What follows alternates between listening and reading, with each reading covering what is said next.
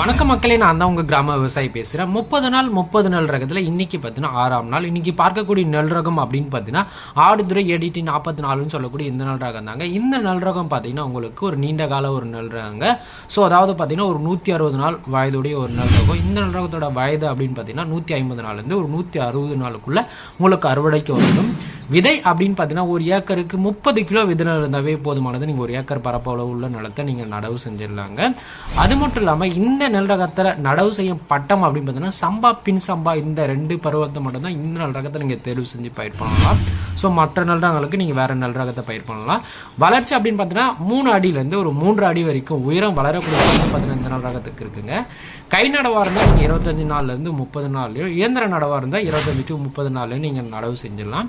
மகசூல் அப்படின்னு பார்த்தீங்கன்னா ஒரு ஏக்கருக்கு 35 மூட்டையிலேருந்து 40 மூட்டை வரைக்குமே சராசரியாக நீங்கள் மகசூல் எடுக்கலாங்க. ஒரு டீசெண்டான மகசூல் தரக்கூடிய ஒரு நெல் ரகம் தாங்க. 75 கிலோ நெல்லின் விலை அப்படின்னு பார்த்தீங்கன்னா குறைந்தபட்சமாக உங்களுக்கு 1500 ரூபாயும் அதிகபட்சமாக உங்களுக்கு 2200 ரூபாவே விற்கும்.